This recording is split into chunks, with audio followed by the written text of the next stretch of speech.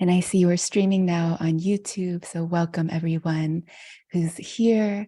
We are a couple minutes before noon here on Eastern time where I am, and perhaps another time where you're based. So again, welcome. We are really delighted you're here. We are so fortunate to have Roshi Joan Halifax here with us, whom I'll be introducing in a few minutes. And we'll sit tight, and then at the top of the hour, I'll do a formal welcome. And really just grateful that you're all here.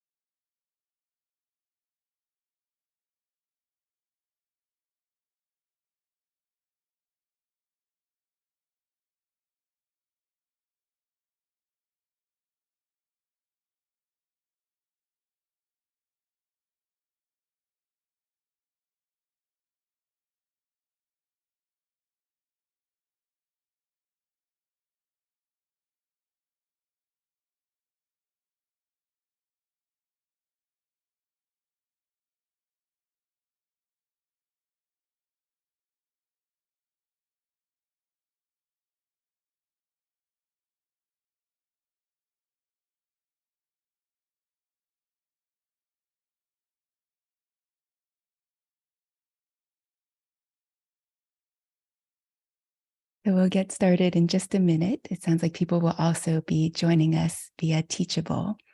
It's kind of extraordinary, all the different modes of technology that bring us here. And even though we can't see each other, I'm just quite astonished that we're all coming from so many different places to be part of this really extraordinary summit together. And I'm told we're ready. So welcome everyone to the Death, Love, and Wisdom Summit offered by Lion's Roar. I'm Chenxing, your host for today's opening keynote address with Roshi Joan Halifax. Whether you're working in the caretaking professions or facing the death of a loved one, or simply wanting to live life more skillfully given the certainty of death, this summit hopes to offer you wisdom and encouragement. In the coming days, we'll be hearing from leading Buddhist teachers, chaplains, death doulas, and professional caregivers on how to relate to death and dying in healthful and helpful ways. The learning modules ahead of today's opening keynote will include coming to terms with the reality of death, hospice, palliative, and end-of-life care, care at the time of death, grief and bereavement support, and how awareness of death can ultimately bring us joy and wisdom. We invite you to take advantage of this free event and continue to explore its offerings. The summit is available to watch for free from October 12th through 16th, and you're also invited to purchase the summit resource package for unlimited access to all the sessions. Lion's Roar is offering a special rate during the event period, and purchases help support Lion's Roar's nonprofit mission to share the Dharma, including producing free summits like this one. You can visit the event website for more details. Today's live session is being recorded and will be made available for replay on the event website. And for those of you who've joined us, if you would like to ask a question, please feel free to type it into the Q&A box at any point during Roshi Joan's talk. We will choose a few questions to bring to our keynote speaker towards the end of our hour together. And now, without further ado, I'd like to introduce Roshi Joan Halifax. Roshi Joan Halifax, PhD, is a Buddhist teacher, founder and head teacher of Upaya Zen Center in Santa Fe, New Mexico, as well as a social activist, author, and in her early years, an anthropologist at Columbia University from 1964 to 68, and University of Miami School of Medicine from 1970 to 72. She is, as many of you know, a pioneer in the field of end-of-life care. She has lectured on the subject of death and dying at many academic institutions and medical centers around the world. And today, Roshi Joan will be speaking on being with dying, cultivating compassion and fearlessness in the presence of death. Let's welcome Roshi Joan. Thank you so much, Chenxing, truly. I have to begin this session with a request to all of us that we just take a pause to acknowledge the anguish and the sorrow associated with the wars that are happening in Ukraine, the Mideast, and 30 other countries, which are experiencing grave conflict and suffering.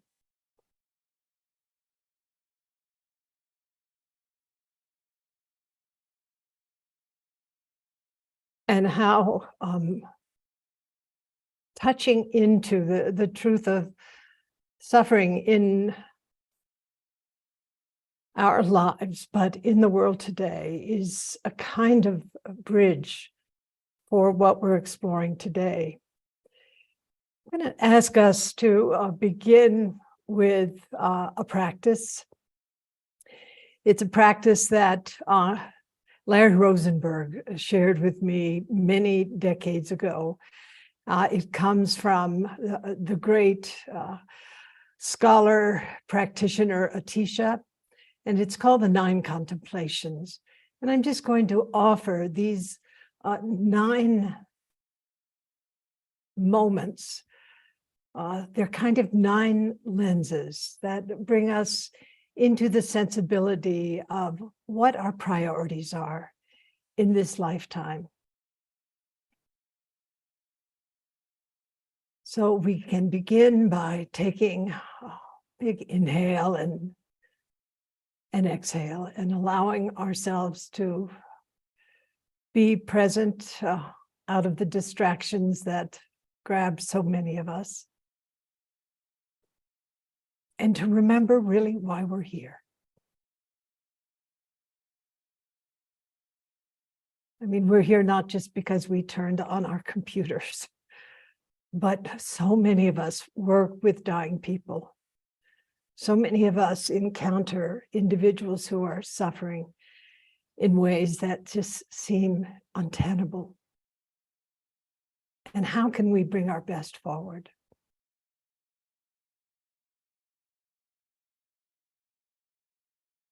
So the first contemplation.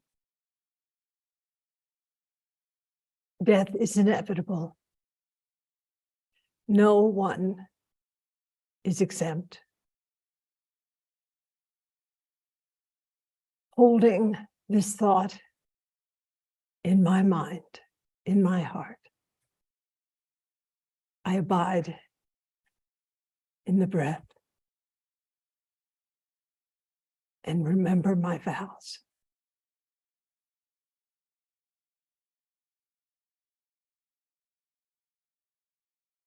The second contemplation. Our lifespan is ever decreasing.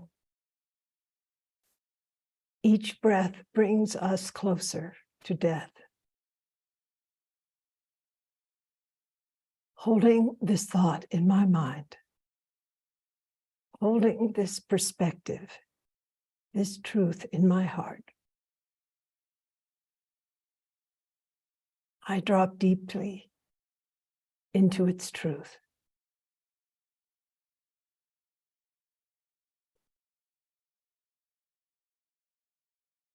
In the third contemplation, death will come, whether or not we are prepared. Holding this thought in my mind and in my heart, I enter fully into the body of life.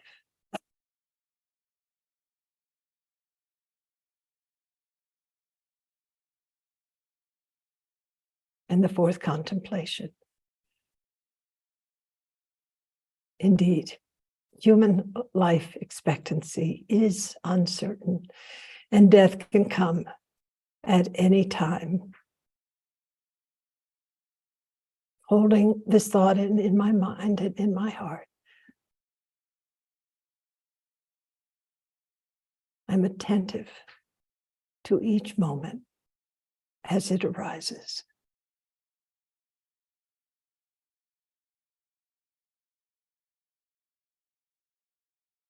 And the fifth contemplation. There's so many causes of death. Our habits, our desires, war, accidents, all are precipitants. And when I hold this thought in my mind,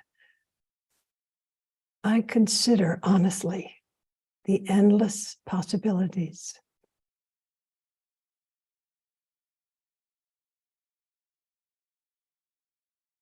And the sixth contemplation. This human body is so fragile and so vulnerable. Our life literally hangs by a breath. Being with this thought, I attend to my inhalation and my exhalation.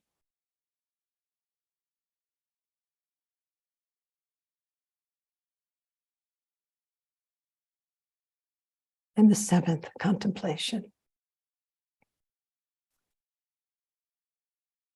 At the time of death, it's true, material resources are no use to us. And being with this perspective, I then choose to invest wholeheartedly in practice.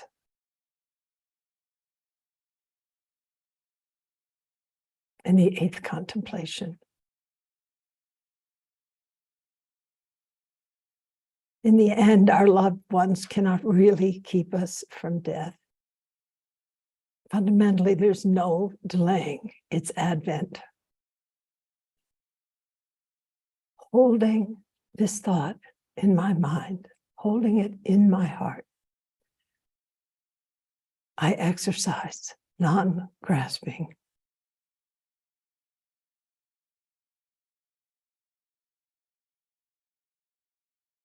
And the ninth contemplation.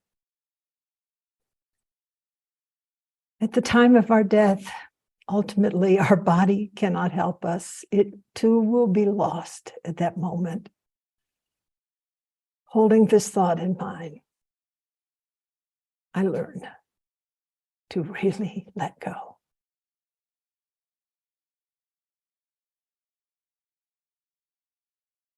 So thank you for being with this practice in this kind of short version. I've sat with this practice for many years. Again, I want to thank Larry for sharing this practice with me and with so many others. I also want to say how honored I am to be here today and thank Lion's Roar and Chenxing and the wonderful people behind the scenes who are making it possible for us to be with each other. And I have to offer also my special thanks to both Glassman Roshi and as well Thich Nhat Hanh, who have been my teachers and who have left this earthly plane. But for sure, their teachings have been a kind of way for me to, at the age of 81, to keep showing up in this work year after year or day after day. I also have to thank the dying people and the clinicians that I've worked with over the decades. Honestly, I feel that I'm a Zen practitioner engaged in continuous failure. And what I have learned, not just from the wonderful Zen teachers and other teachers who have mentored me and guided me, but the people that I've worked directly with have really been my greatest teachers. So I just offer my gratitude to those who have opened their lives to me, and to you who are gathered here. Obviously, if you're showing up in the middle of the week, in the middle of the day, for many of you, there is a commitment to open your lives more fully to what it means to connect with the truth of our mortality, and to also recognize that not only are we mortal, but everything is characterized by radical uncertainty. And how do we bring our best courage, discernment, deep care, appamada, conscientiousness, to how we meet a world that is pretty fraught at this time between climate change, war, politics, the complexity associated with artificial intelligence, and what is true, what is real, being a kind of question that many are dealing with at this time. And also including, what makes life worthwhile, what brings purpose into our life. So, recently, I've shared this a lot, but it's just so present for me. Actually, it was a year ago, exactly at this time. I was in Dharamsala, gratefully moderating a meeting for Mind and Life, or a session in a science meeting for Mind and Life, with His Holiness the Dalai Lama. And afterwards, there was another meeting. It was very interesting, of compassionate young leaders. And His Holiness stayed with one message consistently. And it's a message that he had carried throughout his life, But it seemed at the time when I was with these young people and also these scientists, particularly important as I thought about what was happening in the wider world, particularly in relation to, Ukraine and also climate change. He kept coming back again and again to, we are one community. And as human beings, how important it is to be fundamentally warm-hearted. And as the young people were asking questions about their own experience as young leaders in Afghanistan, where we had pulled out of that country and chaos and more harm ensued, or in other parts of the world where the young people came from, and where these young compassionate leaders were expressing despair and futility and hopelessness. And how do you actually, what do you do when you just see in the road ahead, whether it's in working with a dying person? They didn't ask that question, but working in serving their own nations or their own communities. How do you manage? I mean, how do you keep going? And His Holiness kept turning to something which actually neuroscience has validated. And that is the profound value of compassion and of altruism. That serving others from a base of stability and unconditional care makes it possible for us to actually transform the hopelessness and futility that we see in others, but also often that we encounter in our own experience. Now, we were dealing in this meeting with the problem of nations, if you will. And many of us who are gathered here attend at a more intimate level to the suffering and anguish of family members and of dying people and of those who serve dying people, including clinicians, in relation to, how can I keep going in the midst?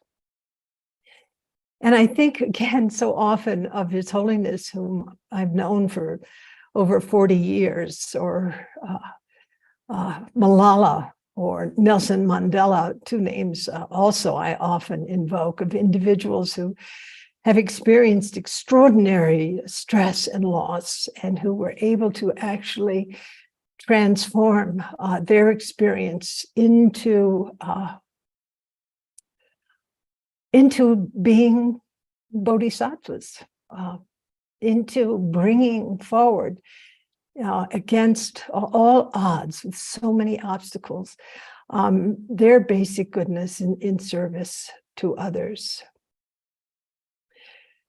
And I keep, again, going back to these amazing people, in a way, as my role models, when my own futility arises, because I want to just share that I too have been writing, sometimes falling off into the waters of birth and death, but riding the waves of birth and death. And every time I fall into the waters of birth and death, or find myself in the grip of moral outrage or anguish or futility, I bring to mind these brave people whom I am sure also have tasted deeply of the waters of sorrow. So I think many of you know, I've been in this end-of-life care field since 1970. I was a young medical anthropologist at the University of Miami School of Medicine. That was just a real wake-up call for me to see how clinicians were fundamentally not trained to address the existential questions that dying people experience, that family members experience, but also that they experience. It was very, very powerful. And then Stan Groff and I married, and that was, a further eye-opening experience. Working with Stan at the Maryland Psychiatric Research Center, and in this time, using LSD as an adjunct to psychotherapy, in one of the pioneering projects, or not maybe the pioneering project, using psychedelics to support this developmental opening for people who are in the final stages of their life. It was really, really powerful for me. And after Stan and I were no longer married, I actually was so transformed, not just by the psychedelics, but also I had become a Buddhist in the mid-60s. So kind of mixing up these worlds, but bringing in the experience of working with dying people. My own spiritual formation was, one could say, somewhat accelerated. And I chose to leave the field of anthropology, per se, and to move into direct work with people who were dying as one of the streams of my life. Because though I was engaged in service to others, I discovered, again, as neuroscience has made it clear, the incredible benefits, not just in terms of my nervous system or immune response, but actually the complex benefits of what it was to engage in the charnel grounds of the dying experience, and to be a student of it, and to learn from it, and to also work my own edge in any way I could be. I had the nerve to do. I began to shift my work, though, out of the direct care with dying people for an interesting reason, because if you're working with dying people, you encounter a lot of clinicians. And of course, I'd had the earlier experience of working in the medical school from 70 to 72. And I witnessed that not only do patients suffer, do dying people suffer, do family members suffer in the end-of-life care experience, but those who are giving care also suffer. And that was very important for realization for me, that not only were clinicians not well prepared, for the most part, to address the existential questions around the encounter with dying and death, at the interpersonal level, but also those questions, of course, since we're all mortal, were questions that were present in the lives of those who were serving the dying professionally. And I realized pretty quickly that there was a kind of deficit of compassion to a certain extent. I think you have to be very careful about making big statements, but just say that the deficit of compassion within the end-of-life care field really took me aback. And I want to just mention, my own connection in this field, in a way, was brought to me by my grandmother. And, who is the bridge for you? What is the experience that you have had that has brought you, magnetized you into caring for dying people? And it was my grandmother. And it was not only how she died, which was full of anguish, but it was also the fact that she, from Savannah, Georgia, took care of dying people as a neighbor in her, on Abercorn Street in Savannah. And when I was before the age of 4, when my family would take me up to visit with her, I would sleep in the bed with her, and she would talk about the dying people she was caring for. And so that, maybe it watered a seed, or maybe it planted a seed, but it did make a deep impression on me. I remember things like, how she talked about doing the hair of a deceased neighbor, or finding the right clothes for that person to wear when they were, going to be laid out in the coffin in the church, and so on. And her relationship with dying and death was very important for me. But the irony is that when she suffered a stroke and also cancer and had to be cared for, our family didn't have the resources to care for her adequately. And she was put in a so-called care home. And that is, there's hardly any care given to her. And through the mumbles of her stroke, she begged my father to actually help her die, to facilitate her death. And, I remember standing by her bed with the iron rails up and listening to her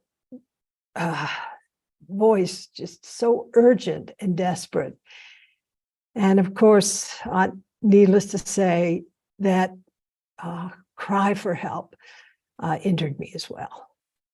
I mean, what kind of world did we have, decades ago? Not so different than we have now in relation to how we care for dying people, or those who have Alzheimer's or dementia, or other brain injuries, or those who have disabilities or different abilities that can't, connect in the sort of average way with us. And it turned my life around. So, it kind of convergence of many threads and experiences. Hearing her beg my father to help her die. And that was 60 years ago. And now we have compassionate transformation, facilitation around to help people who really are asking to have their lives humanely terminated, so to speak, so they can move on. So things have changed, but many things have not. And, when I saw my grandmother in her coffin, I made a vow. I said I would do anything to transform or be part of, a community that was about transforming the culture of medicine. I have a feeling that some of you have made similar vows. And I think that's, we don't enter this work as a profession, whether we're a doctor, a nurse, a social worker, a psychologist, a counselor, a hospice. We don't do it as a job. It is a path. It is a path. So I want to just also share some words written years ago by the writer Pico Ayer, who's a very dear friend of mine. When he accompanied His Holiness to a fishing village in Japan that had been completely destroyed by the great tsunami. The village is called Ishinomaki. And Pico wrote that when His Holiness got out of his car, what he witnessed was hundreds of people who had gathered in the streets. They were behind ropes, but they were there to greet him. And he went over, as His Holiness so often has over the many years, just kind of directly, warm hand to warm hand. And he asked how they were doing. And many collapsed into sobs. I'm sure His Holiness put his arms, as he is wont to do, around many of those whose hearts and lives were broken. And he said to them, please, change your hearts, be brave. And then he gave the same message to them that he had given to the young people and to the scientists. He says, please help everyone. Please work hard. That is the best offering that you can make to the dead. And then he turned around. And when he did, what Pico saw was that in His Holiness's eyes were tears, and he brushed the tears away. And then His Holiness went to the temple and he spoke to the people, and he said he couldn't hope to give them anything other than his presence. But as soon as he heard from the disaster, or about the disaster, he knew that he had to go to Ishinomaki. And he knew he had to remind people they were not alone. He also shared with them that he could understand a little bit of what they were feeling. Because as a young man of 23, when he was in his home in Lhasa, one afternoon he was told he had to leave his homeland that evening. in order to prevent further fighting between Chinese troops and Tibetan people around the palace. And he left. And he left his home, he left his people, and he remarked even one small dog. And he hadn't been back in decades. And then after he left, he learned a few days after his departure that his friends had been killed. And he was trying to see loss as an opportunity. And this group of people who had gathered there, they turned Rote Pico insofar as they were able to begin to put back together their lives. And then Pico wrote, "The only thing worse than assuming you could get the better of suffering is to imagine that you could do nothing in its wake." I want to read those words again. The only thing worse than assuming that you could get the better of suffering is imagining you could do nothing in its wake. And then Pico wrote, "And the tear I'd witnessed made me think you could be strong enough to witness suffering, and yet human enough not to be the master of it." So this is, I feel, at the essence of what it means to be with dying, to be strong enough to witness suffering, and yet human enough not to pretend to be the master of it.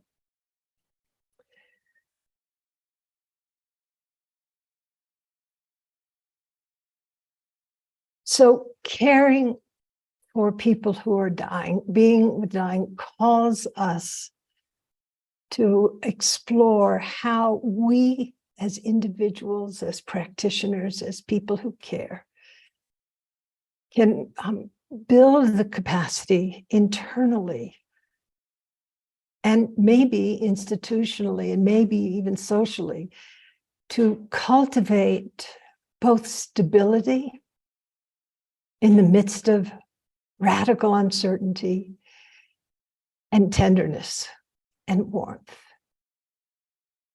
And to realize that it's not about being the masters of suffering.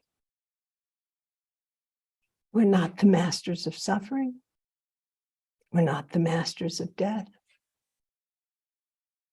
And His Holiness has taught, and Tai and Bernie and so many others, including many of the people that I've worked with, that really our greatest teachers, in fact, are suffering and death. So Lion's Roar is a Buddhist publication and organization. And I'm so grateful that I've been in this practice for so long, as I said, continuous failure. But also as a person who began to look deeply into Buddhism in the mid-60s during the civil rights and anti-war movement, because of my own mental anguish, a sense of moral outrage, and then witnessing Thich Nhat Hanh in the mid-60s in New York, and I realized you could be a social activist and a contemplative at the same time. But also, I'm also someone engaged in social service, so to speak, care of the dying, issues around end-of-life care, the environment, and so on, that being a contemplative was really important. And I was born and raised in a Christian family, but somehow that wasn't to be my spiritual path directly. After encountering Thai, it was just so clear to me that I wanted to learn how to meditate. I was a book Buddhist for many years, and then in the mid-70s became Daesan Sanim's student, and then became Thai's formal student in the mid-80s, 20 years after I met him. And I think one of the things that was so important for me was discovering in the great Buddhist canon that there were so many approaches to what it meant to be with dying that were offered in the many schools of Buddhism. And I just want to, because this is sort of the beginning of this thing, and this is a Buddhist gathering, and maybe it's helpful to just talk about the richness of the Buddhist offerings around what it means to bring the Buddhist view and Buddhist practices in relation to being with dying. So, for example, one of the things that is emphasized in Buddhism is that we are encouraged to develop is a clear view of what to expect, even though we never know how it will actually turn out in terms of the dying experience. But as the contemplation of Atisha makes so clearly, death is inevitable. And every one of those 9 contemplations points to, just the very pragmatic reality that we don't know what we'll die of. We don't know how long we'll live, and so forth. And so, to come into a very honest relationship with the truth of our mortality, which has been called by the Greeks, the bedrock of spirituality, is something that is profoundly emphasized in the Buddhist canon. Another perspective that is emphasized in the Buddhist canon is to view death not as something horrifying or the afterlife. However, if it's the great description of the Bardos, or in the Tibetan school, or the notion of rebirth that is part of the Tibetan school and of the Theravadan perspective of early Buddhism, but to actually develop a view of death that is non-negative, not terrifying. Another aspect is what I suggested earlier from His Holiness and Glassman, Roshi, and others, and my own experience, that actually engaging in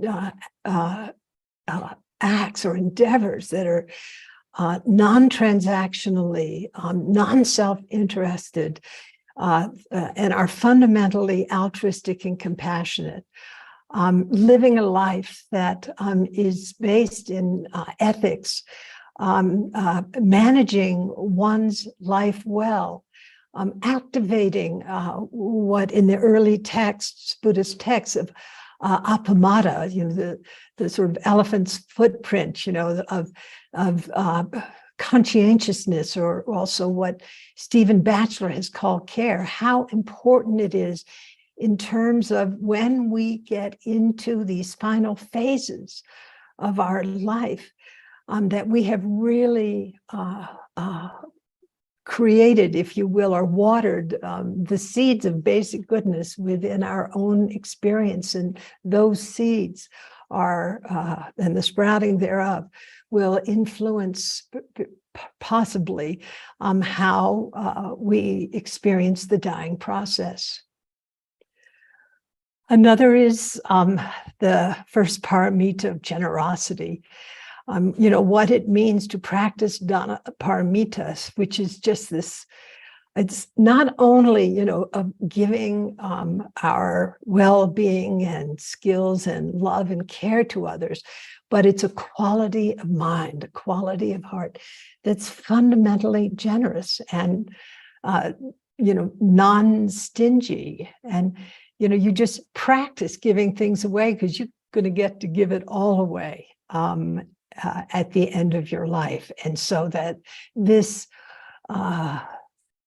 these structures within the human heart and human psyche are proning, if you will, toward generosity naturally.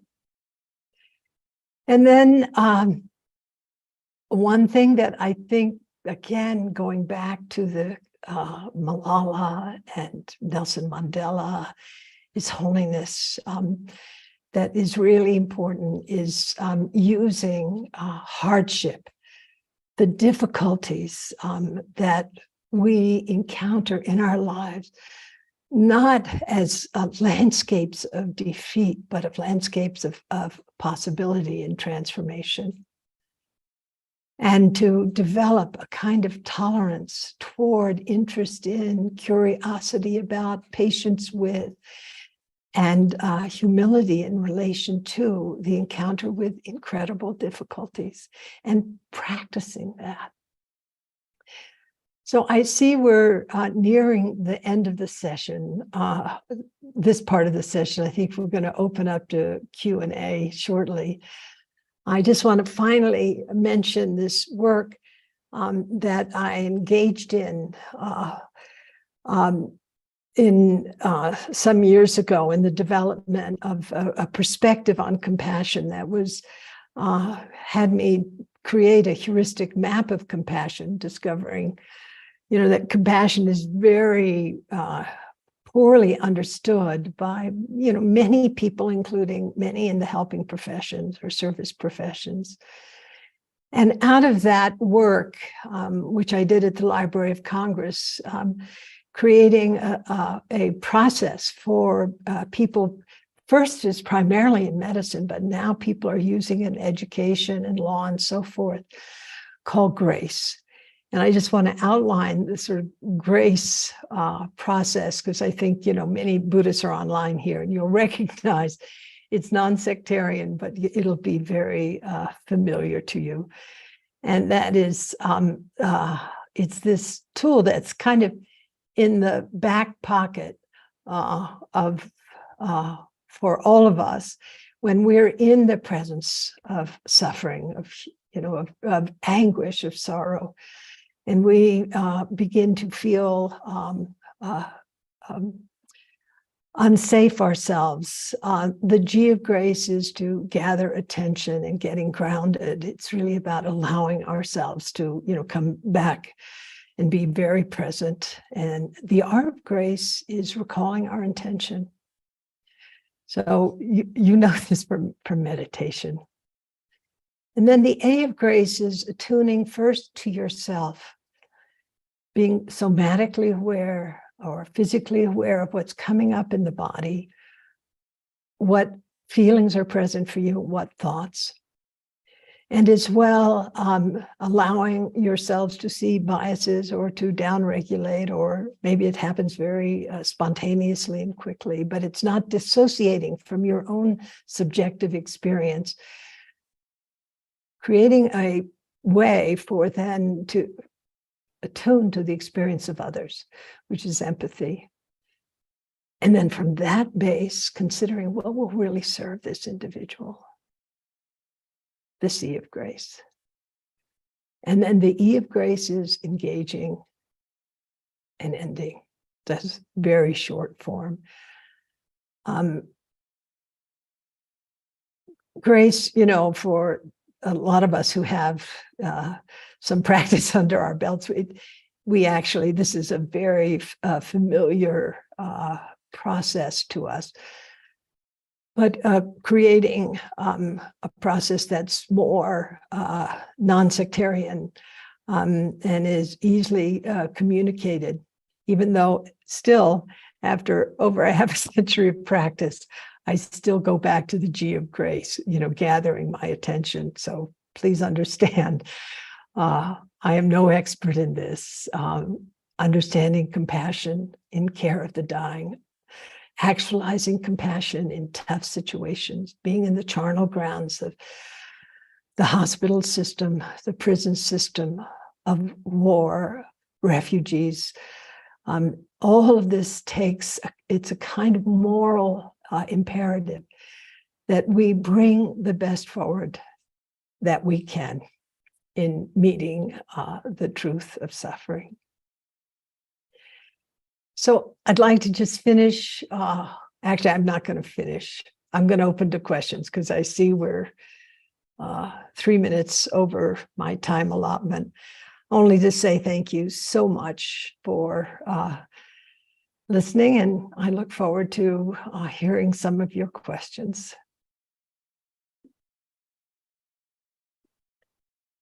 Thank you so much, Roshi, Joan.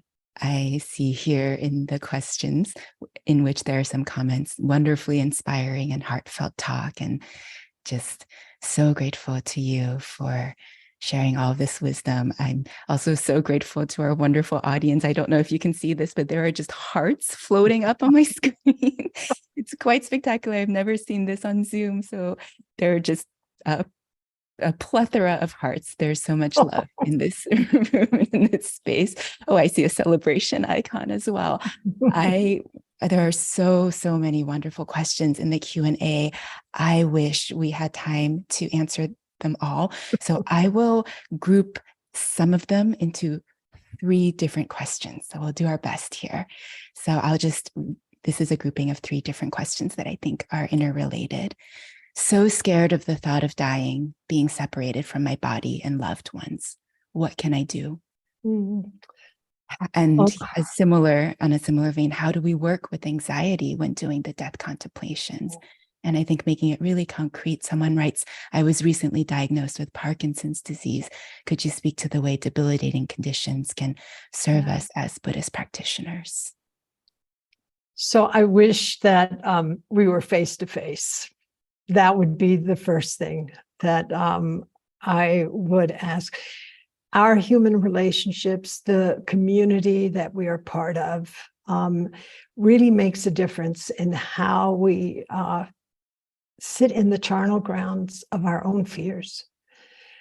And in relation to this experience of fear and anticipation of the worst, the Buddhists can go on and on about this. I just have I'm going to drop the long list of advisements and to say, when I find myself in the tight corner of fear, I ask the question, what am I learning here? What am I learning here? I know that saying everything is impermanent will not float my boat. You know, when the solar plexus is just in the grip, the stomach is hollow, there's shaking, or the underlying feelings of dread have just settled into the body and the heart. You can't say everything is impermanent and think it's going to be okay. But you can inquire, you can ask. And this kind of humility that comes from the openness to inquire, your own wisdom can show up. But I want to go back. So this is, that's a little intrapsychic means that I have used for decades because I am not free of fear. And it's been a good teacher for me and a humbling one. But the other piece that I spoke about at the beginning, honestly, this pandemic really twisted our world in a way that is extremely problematic. And that is that we moved into isolation. And the habit of isolation and the bypassing that isolation affords has made it more difficult for us to access, in a way, the most important support, and that is our relationships with our family, friends, teachers, our communities of care. And I just want to say I'm happy we are together. Thanks for the hearts. I feel it. I want to encourage us to value the warm hand to warm hand experience that makes it possible for us to accompany each other through these very challenging times. Because accompaniment is what we do as chaplains, as caregivers, as family members, as dying unfolds. And now we are in a world that is very raw and very risky. And community and relationship are really important.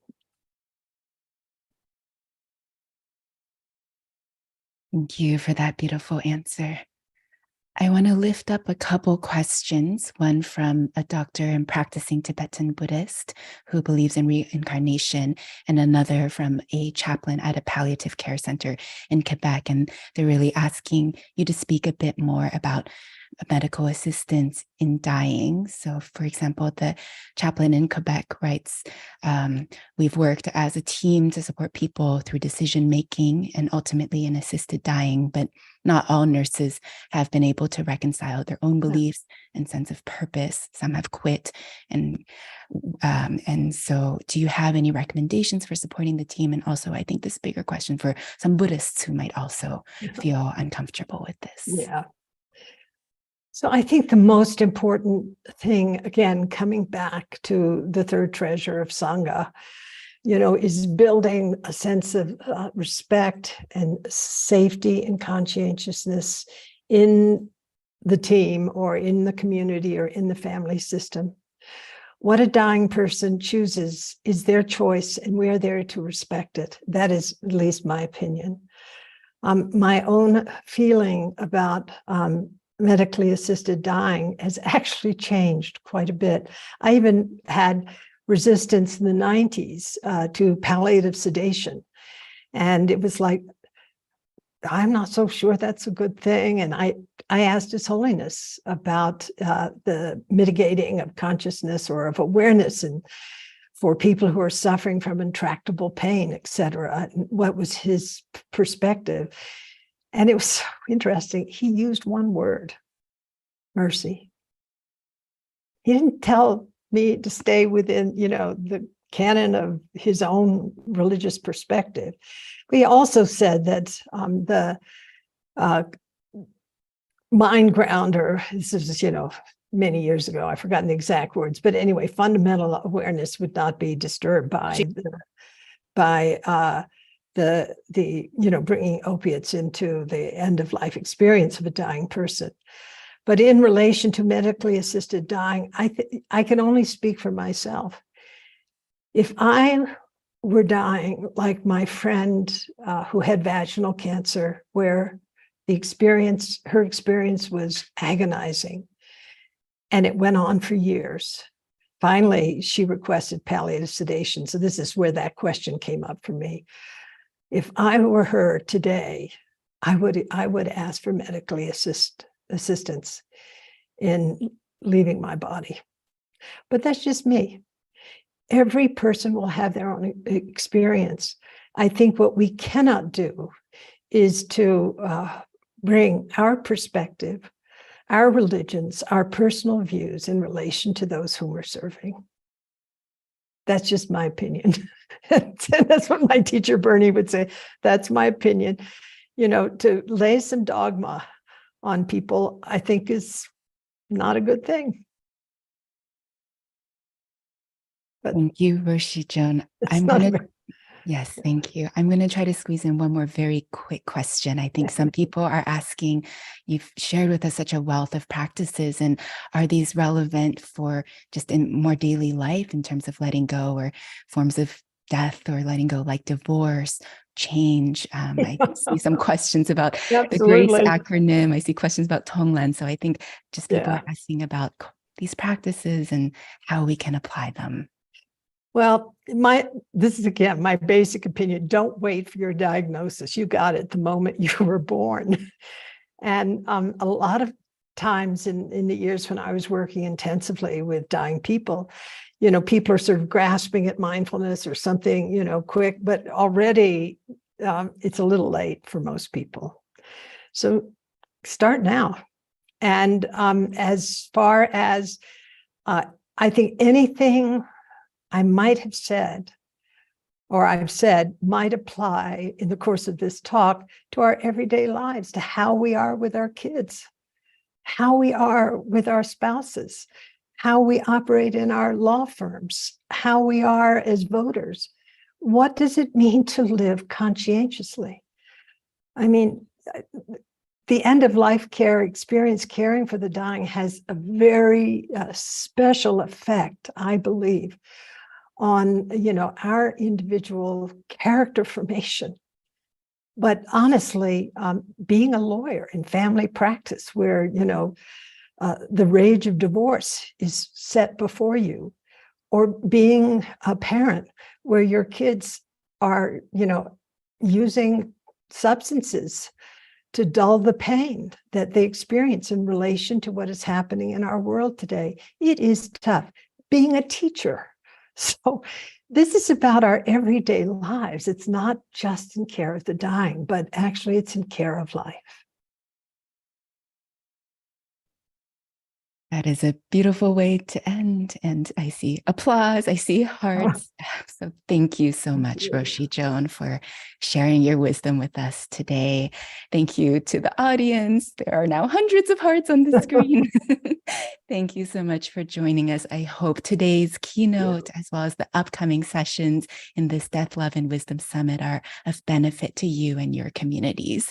And as a reminder, for those who might have missed it at the beginning, the summit is available to watch for free from October 12th through 16th. So you can review, revisit this. And once again, you're also invited to purchase the summit resource package.